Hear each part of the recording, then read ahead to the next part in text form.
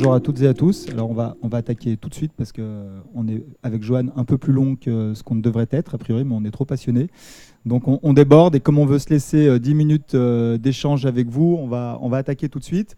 Donc on vous présente un petit diaporama sur l'ambition industrielle de la métropole avec un petit coup dans le rétroviseur pour mettre en avant le passé industriel de l'agglo, vous dire un petit peu où on en est aujourd'hui et surtout où va l'industrie demain et comment nous, métropole de Lyon, on est à ses côtés pour l'aider à évoluer. Donc je fais la présentation, ça ira plus vite comme ça. Joanne Marie à mes côtés qui est chef de projet industrie à la direction économique et par ailleurs développeur économique sur les ports du Sud, et moi-même donc directeur économique à la métropole. On attaque ? Quelques mots d'introduction simplement pour rappeler, mais ça vous l'entendez souvent, David Timmelfeld y avait fait référence lors des vœux, première métropole industrielle de France, 17% d'emplois aujourd'hui liés à l'industrie, on ne parle pas d'économie productive, on parle bien juste d'industrie. Rappeler un chiffre qui est essentiel parce que là, dans la salle, on a des gens de toutes les délégations de la métropole, du social, de l'environnement, de l'urbain. Si on arrive à mener toutes nos politiques publiques avec l'ambition qu'on a derrière, c'est grâce notamment à nos moyens financiers. Et ces moyens financiers, il ne faut quand même pas l'oublier, une grande partie provient du tissu économique. Et on a une vraie spécificité lyonnaise, c'est qu'on a un chiffre qui est impressionnant. On perçoit 700 millions de fiscalité économique par an. Sur un mandat, c'est 1 milliard d'écart avec Aix-Marseille. 1 milliard d'écart. Donc 1 milliard, ça vous permet de développer effectivement un peu plus d'écoles, de collèges, etc. Et quand on regarde la spécificité de cette fiscalité, on a des taux moins élevés que les autres. Par contre, ce qui fait notre grande différence, c'est qu'on a une contribution des industriels qui est très très forte, puisque c'est quasiment 20% de ce montant qui est lié à l'industrie. Donc voilà, bien rappeler que nos moyens financiers, ils sont liés à la richesse du territoire, mais ils sont aussi beaucoup liés à notre tissu économique. Et chaque entreprise qu'on implante derrière participe à cette richesse. On est très fiers aussi de mettre en avant ce dernier item en bas sur les emplois de l'industrie, puisqu'on a 17% d'emplois industriels aujourd'hui. Et on peut se féliciter d'une chose, c'est que c'est des emplois qui sont souvent beaucoup moins précaires que dans les services marchands, avec beaucoup moins de temps partiel, beaucoup moins de CDD que dans le commerce ou dans l'hôtellerie ou dans la restauration. Un petit mot sur l'épopée industrielle, Joanne ? Oui, alors si aujourd'hui on peut être fier sur Lyon de notre tissu industriel et de la façon dont il fonctionne, ça vient de loin. Parce que Lyon, c'est une position stratégique depuis l'Antiquité dans le commerce européen. C'est le monopole sur la création, la fabrication de la soierie à l'époque de François Ier, qui a ensuite débouché sur vraiment la structuration d'une filière forte, la filière de la soierie, avec la fabrique de la soierie dans le nord de Lyon et évidemment dans le 4e sur les pentes de la Croix-Rousse, qui a ensuite diffusé dans le courant du 18e sur l'ensemble du périmètre métropolitain, notamment grâce à l'invention du métier jacquard en 1801, qui était, j'ai des fois, je le dis de temps en temps, qui est peut-être le premier système automatisé, le premier ordinateur il y a 200 ans, sur lequel on programmait déjà à l'époque la façon dont les fibres de soie allaient être imbriquées.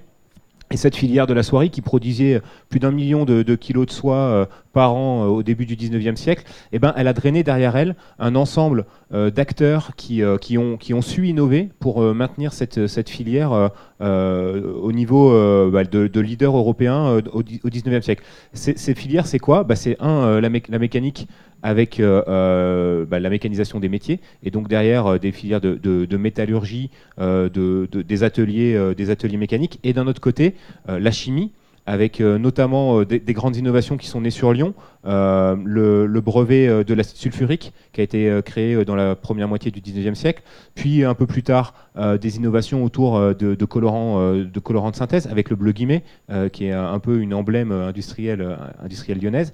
Et donc ce triptyque, textile, métallurgie, chimie, pendant toute la durée du 19e siècle, n'a eu de cesse d'innover et d'améliorer la compétitivité de la filière.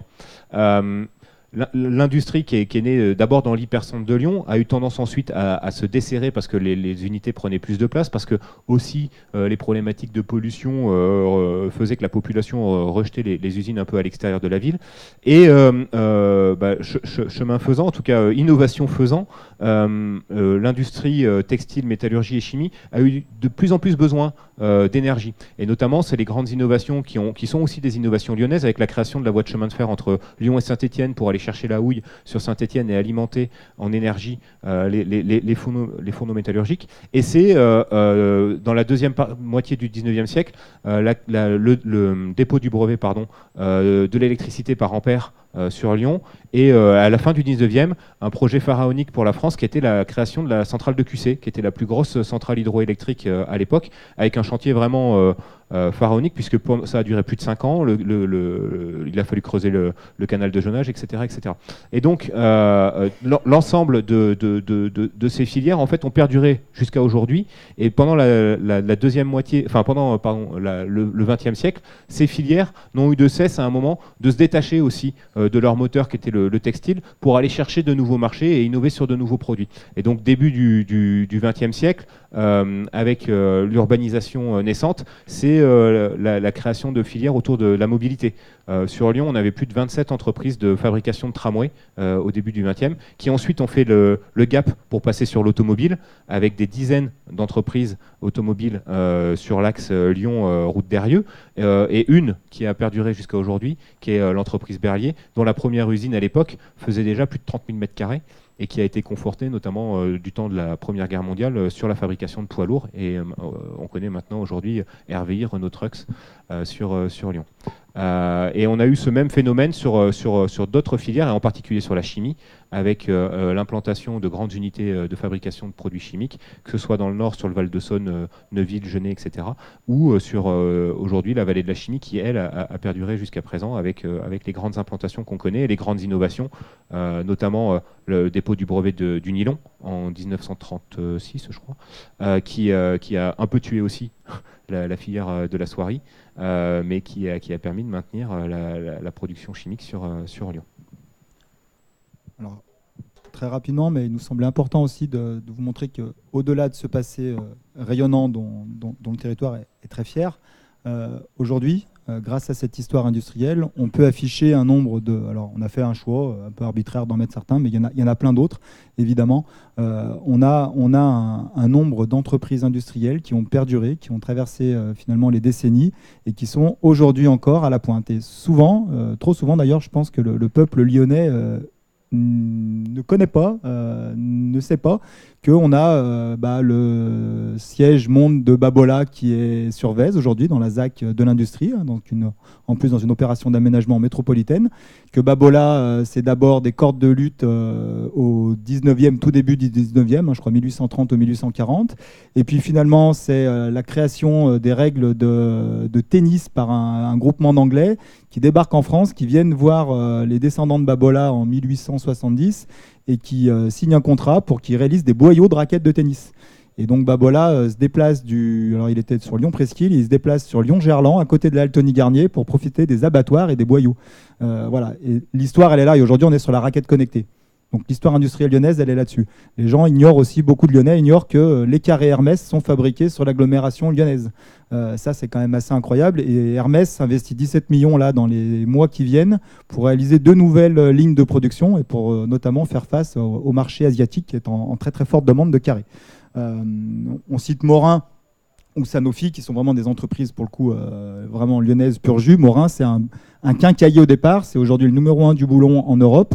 Il est en concurrence sur tous les grands marchés aéronautiques, militaires, navaux, avec l'Asie. Et il tient bon, il continue de créer de l'emploi chaque année. Et il est en bagarre dans le monde entier pour prendre des marchés aux États-Unis, en Australie, en Chine, etc. Donc ça, c'est quand même des groupes assez incroyables. Et c'est une société d'ailleurs totalement patrimoniale. Les composants électroniques de tous les métros et tramways dans le monde réalisés par Alstom, notamment tous ceux en ce moment, tous les marchés d'Amérique du Sud sont faits sur Villeurbanne, hein, dans le nouveau site de production qui a été réalisé par DCB. Voilà, on cite Aldès, on cite Renault Trucks. Bon, là, c'est des entreprises plus connues. Mais pareil, beaucoup de Lyonnais ignorent que le siège de SEB est à Lyon. Toute la R&D de SEB est réalisée. Donc tout ce qui arrive dans vos cuisines, tous les instruments connectés notamment qui arrivent dans vos cuisines, sont issus de la R&D lyonnaise. Donc ça, c'est une vraie fierté, et notamment en lien avec nos grandes écoles d'ingénieurs. Je pense notamment les liens avec Centrale, qui est sur le même territoire. Alors voilà, ça c'était le petit coup d'œil dans le rétroviseur, et puis vous dire qu'aujourd'hui on a encore donc 17% d'emplois industriels, 5000 établissements, et puis l'industrie du futur. Joanne. Alors, l'industrie a connu des heures pas forcément rayonnantes dans les années 80, 90, début des années 2000 avec la mondialisation. Aujourd'hui, on est sur une nouvelle tendance.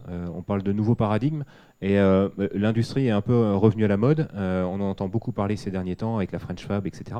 Grâce notamment à l'évolution technologique de la digitalisation et ce que communément on appelle l'industrie du futur. L'industrie du futur, c'est un terme de communicant. On y est déjà, et on y était il y a déjà 5 ou 6 ans, et on y sera encore pour 10 ou 15 ans. L'industrie du futur, c'est la 4e révolution industrielle, celle qui vient après l'organisation, la segmentation du travail, l'électrification, le montage à la chaîne, et puis dans les années 70-80, l'informatique qui vient commander, piloter des lignes de production et des robots. Aujourd'hui, c'est comment est-ce que tout le process industriel est connecté avec l'ensemble des outils qui permettent de le piloter et de travailler de façon par anticipation et par accélération. Donc l'idée, c'est il y a un certain nombre de briques technologiques aujourd'hui qui viennent améliorer la réactivité de nos chaînes. Et pourquoi est-ce qu'il faut améliorer la réactivité des process? Parce que le cycle des produits est de plus en plus court. Aujourd'hui, on a un iPhone qui sort tous les 6 mois, pour prendre cet exemple-là, parce que les produits sont de plus en plus eux-mêmes soumis à la digitalisation et sont devenus, comme le disait Axel, des objets connectés. Et donc, on a besoin de, nous consommateurs, on cherche la customisation, la personnalisation et la réactivité quand on commande. Et en fait, ces enjeux-là, pour y répondre, seul le digital permet d'avoir suffisamment d'agilité dans les lignes de production. L'idée, c'est donc comment est-ce que les industriels se saisissent de ces briques pour améliorer ce qu'on appelle l'excellence opérationnelle et donc garder leur capacité à innover rapidement, à avoir des cycles de production de plus en plus courts et améliorer la qualité et la rentabilité de leurs investissements. Donc il y a quelques grandes briques technologiques et puis il y a aussi des grandes briques organisationnelles. Alors dans les grandes briques technologiques, on peut citer par exemple la digitalisation de la chaîne de valeur. C'est tout ce qui est simulation informatique en amont de la production d'un produit, donc pour la conception du produit, mais aussi pour la conception de la ligne de production qui va réaliser le produit. C'est notamment les jumeaux numériques qui permettent de venir tester avec les logiciels propriétaires toutes les configurations possibles d'une ligne de production, tester toutes les problématiques qu'on va pouvoir rencontrer dessus et organiser au mieux la ligne. Et là-dessus, on a un des leaders européens sur Lyon qui est Visiative à Charbonnières, qui est intégrateur du système Dassault Systèmes pour l'industrie et qui aujourd'hui réalise ce type de projet pour une majorité d'industriels en Europe. Alors, avec la digitalisation, on va aussi de plus en plus vers la connectivité des machines. Et donc, l'idée, c'est de se dire comment est-ce qu'en captant de la donnée sur ce qui se passe sur la machine en temps réel, on est capable d'agir sur elle plus rapidement, d'être plus en anticipation, à la fois sur la maintenance, pour éviter qu'il y ait une machine qui tombe en panne parce qu'on n'a pas bien suivi l'utilisation de cette machine-là, mais aussi sur le contrôle qualité au fil de l'eau. Et comment est-ce qu'on améliore sur une même production, d'une minute à l'autre, une correction sur la réalisation d'un vissage ou le dépôt d'une colle sur une matière, etc. etc. Évidemment, on parle beaucoup de robotisation. Ça fait des fois un peu peur parce qu'on se dit les robots vont remplacer les opérateurs dans les usines. C'est vrai, aujourd'hui, on a de plus en plus de robots dans les usines. C'est même un facteur de compétitivité pour l'industrie européenne par rapport à l'industrie asiatique. Pour autant, les robots ne peuvent pas tout et aujourd'hui on est de plus en plus sur de la cobotique, c'est le robot au service de l'opérateur, notamment sur des opérations qui sont répétitives, qui sont facteurs de traumatisme pour les opérateurs, où là les industriels vont de plus en plus investir sur la robotique pour aider l'opérateur à réaliser un certain nombre d'opérations. Et là on a Stobli qui est dans l'Est lyonnais et qui est un des leaders européens au même titre que des Siemens ou des Bosch pour la conception, la mise en œuvre de robots et de toute la chaîne en fait, de contrôle du robot dans une usine. Une autre brique techno dont on entend beaucoup parler aujourd'hui, qui s'est beaucoup démocratisée, c'est l'impression additive, l'impression 3D. Aujourd'hui, on peut acheter à la Fnac ou chez Darty une petite imprimante 3D pour soi. L'idée dans l'industrie, c'est que l'impression additive, elle permet notamment soit de réaliser des pièces complexes d'un seul tenant, et donc on a beaucoup moins d'opérations de montage et de mécanique sur une pièce, soit en fait d'anticiper par rapport au cycle produit, toute la phase de prototypage et d'aller beaucoup plus vite dans le prototypage. Et Vala, tout à l'heure je disais, qui était une entreprise qui au départ faisait du moulage et de la maquette en bois pour les industriels, donc sur des coques de voitures, des choses comme ça. Enfin, tout était réalisé à l'échelle en bois pour venir faire des assemblages à un moment, tester des ajustements sur les machines qui produiront après, etc. Aujourd'hui, voilà, ils ont un peu abandonné le bois et ils se sont mis à l'impression additive et ils réalisent des unités de 1 à quelques dizaines, voire quelques centaines de pièces en quelques heures à partir des plans qui sont fournis par les industriels sur les jumeaux numériques ou sur la simulation en amont, et pour accélérer ce prototypage et permettre un cycle d'échange entre l'usine et l'innovation produit beaucoup plus rapide et qui permet en fait d'ajuster beaucoup plus vite le process et d'être beaucoup plus en anticipation. Après, on a un autre sujet qui est peut-être moins process, mais plus innovation produit, qui est notamment les matériaux composites. Alors l'impression additive y participe, mais l'idée c'est comment est-ce qu'on agrège des matériaux qui jusqu'à présent étaient quasiment incompatibles entre eux. Alors un exemple qui est peut-être assez parlant, c'est EFI Automobile à Bénaud, dans l'Ain, à la limite du périmètre métropolitain, qui est un équipementier automobile qui incube des startups et qui, avec une de ces startups, a fait une joint venture pour créer en fait des tissus connectés et des tissus lumineux. Et donc ils tissent dans des tissus classiques de la fibre optique qui ensuite ils vont les apposer dans des intérieurs de véhicules. Alors ça peut être des camions chez Renault Trucks ou des automobiles pour créer soit des ambiances, soit créer des vecteurs d'information avec de l'information qui devient visuelle dans l'ambiance de la voiture sur des franchissements de lignes blanches ou des choses comme ça. Ça c'est les briques techno. Alors souvent on aborde le sujet par ce biais-là, et c'est ce que j'ai fait aujourd'hui, mais ce n'est pas l'essentiel. L'essentiel c'est vraiment comment est-ce que ces briques se positionnent dans un process global et permettent à l'entreprise de gagner de la compétitivité. Et évidemment il y a des briques qui sont plus organisationnelles. Alors peut-être vous avez entendu parler de lean management dans le passé, des choses comme ça. C'est des process d'amélioration continue du process de production. Et aujourd'hui, ces briques-là permettent d'aller beaucoup plus loin dans ces démarches. Et notamment, elles réinterrogent beaucoup en fait, la place de l'homme dans l'usine. Je vous le disais tout à l'heure par rapport aux robots, mais l'idée, c'est vraiment de se servir de cette technologie-là pour diminuer les tâches répétitives, les tâches qui sont potentiellement blessantes pour les opérateurs. Et c'est aussi de créer un environnement de travail qui soit plus confortable pour l'opérateur.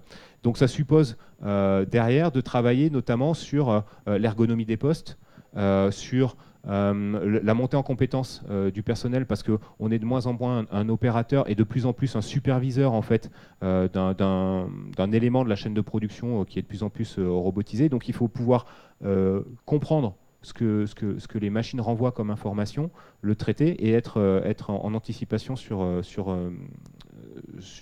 les réglages, etc. Et donc aujourd'hui, on a un projet emblématique sur la métropole qui est le Technicentre industriel de la SNCF qui était à Oulin, qui se relocalise à Vénissieux, qui est un bâtiment tout neuf, une chaîne de production toute neuve autour des métiers électriques chez la SNCF. Et en fait, l'usine a vraiment été pensée autour des opérateurs pour simplifier, donc pour ne pas les contraindre à porter des charges lourdes. Il y a des technologies nouvelles d'exosquelettes ou de matelas pneumatiques pour manipuler les pièces qui ont été testées avant et qui vont être mises en place. Des technologies de robots suiveurs pour aller chercher les pièces au magasin, les ramener à l'atelier naturellement, etc. Et puis globalement, le bâtiment, dans son confort intérieur, a été pensé pour l'opérateur avec beaucoup plus de luminosité, beaucoup moins de bruit, des espaces qui sont beaucoup plus aérés, etc. etc. Et donc aujourd'hui, on n'est plus à l'époque des temps modernes de Charlot quand on est opérateur dans une usine. On est plutôt plus proche de ce qu'on pourrait voir dans un labo de R&D que dans une usine bien crado. Ouais.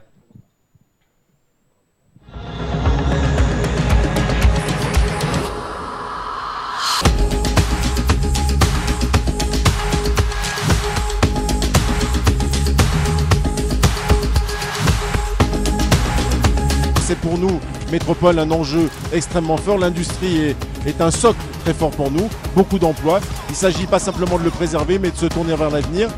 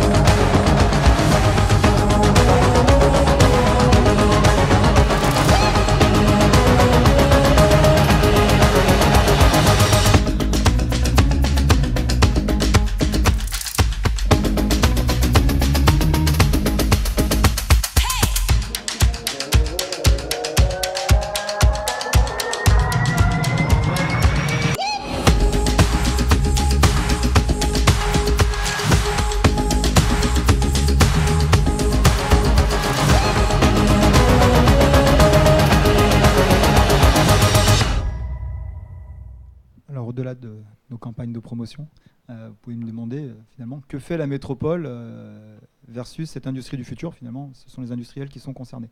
Finalement, on fait énormément de choses. Alors on le fait depuis très longtemps, au profit de l'industrie. Toutes les zones industrielles, toutes les actes qui ont été réalisés depuis 20 ans, 25 ans par les équipes de la métropole sur le développement économique sont au profit, pour certaines, du tissu industriel. Si on prend la ZAC des Gaules, par exemple, c'est quasiment 120 hectares dédiés sur l'Est lyonnais à l'industrie.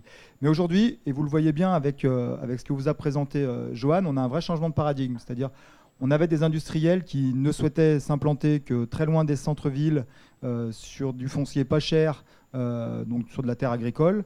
Aujourd'hui, ce n'est plus du tout le cas. On a toujours des entreprises industrielles qui cherchent des tènements de 10, 15, 20 hectares. Et donc, pour celles-ci, elles iront plutôt sur l'Est lyonnais ou au Sud, et un peu loin des centres urbains. Mais on a de plus en plus des entreprises industrielles qui cherchent quelques milliers de mètres carrés simplement, hyper connectés, très proches des lieux d'enseignement supérieur, proches de la ville.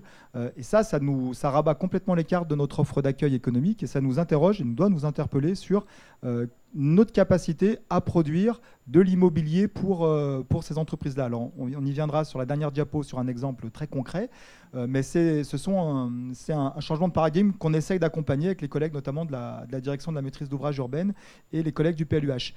On travaille aussi beaucoup avec les acteurs économiques sur les filières émergentes. Je pense notamment à la cybersécurité, tout ce qui tourne autour de l'ingénierie. Donc là, on a structuré, on a mis en place des clusters qui sont financés, animés, pilotés par la métropole de Lyon et qui permettent à ces entreprises, je dis nous parce que la cybersécurité, comme nous sommes maîtres d'ouvrage d'un certain nombre d'équipements industriels, on est totalement concerné par la cybersécurité. Si on a une attaque d'un pays étranger sur l'usine des eaux, de traitement des eaux ou sur un métro sans conducteur, évidemment, on est directement concerné, nous, le Citral. Donc, on est là-dessus, sur la cybersécurité. Et cette cybersécurité, c'est une filière aujourd'hui qui est évidemment clé dans l'attractivité et le développement de cette industrie du futur. Et la force de la cybersécurité lyonnaise, aujourd'hui, nous permet de valoriser notre territoire quand on travaille et qu'on est en concurrence avec d'autres pays, notamment, et d'autres agglomérations pour accueillir des industries. C'est aussi la question des compétences emploi, de l'emploi. Comment on est en capacité, aujourd'hui, de mieux faire correspondre les besoins des entreprises qui recherchent énormément aujourd'hui dans l'industrie. Je citais tout à l'heure Renault Trucks et Hermès. On a des dizaines, voire des centaines aujourd'hui d'emplois non pourvus dans l'industrie lyonnaise. Pourtant, on a énormément de demandeurs d'emploi. On a un nombre d'allocataires du RSA encore plus important. Donc, il faut qu'on soit plus pertinent là-dessus. Et donc, il y a des travaux qui s'engagent, notamment Johan sur son territoire, pour travailler avec les industriels et toutes les structures d'accompagnement à l'emploi pour essayer d'anticiper les besoins futurs et d'accompagner un certain nombre de personnes sur 1, 2, 3 ans de formation à Solon pour leur permettre de venir s'intégrer à cette industrie du futur. Et nous, clairement, derrière, d'être attractifs. Parce qu'aujourd'hui, faire la cour à des entreprises industrielles pour qu'elles viennent sur Lyon, si elles n'arrivent pas à recruter, ce n'est pas la peine. Donc l'objectif, c'est évidemment qu'elles viennent, qu'elles se développent et qu'elles recrutent. On passe sur la dernière diapo peut-être, parce que je vois l'heure. Vas-y. En 2 minutes, même pas. L'idée, c'est la question de l'attractivité des projets industriels et de montrer que sur le territoire lyonnais, on a toutes les ressources au service d'un projet pour un industriel qui soit endogène ou qui vienne de l'extérieur de la métropole. Et pour ça, on a des territoires pilotes, la vallée de la chimie, sur lequel on travaille depuis de nombreuses années, mais également un nouveau territoire qu'on est en train de construire autour d'un site qu'on a appelé le site pilote de l'industrie du futur, qui est l'ancien site Bosch Diesel, et sur lequel on a monté un partenariat public-privé avec la métropole, Bosch et la CERL en tant qu'aménageur et futur gestionnaire du site, qui sera dédié à l'industrialisation, et vraiment à l'industrialisation. Et les entreprises qu'on souhaite accompagner sur ce projet-là sont des entreprises qui vont trouver du foncier, de l'immobilier, des ressources d'accompagnement, des utilités industrielles, des réseaux, des fluides, etc. Et aussi, du coup, comme l'a dit Axel, des compétences dédiées à leur projet de création d'une nouvelle ligne de production. Et donc aujourd'hui on a à peu près une dizaine de contacts à Fermi avec un premier succès qui est l'implantation de l'entreprise Boostit en 2016 qui a lancé sa première ligne de production ce semestre-là avec 1000 unités qui seront produites d'ici à la fin d'année, donc des chaudières thermodynamiques comme on en voit à droite pour les ménages et le résidentiel.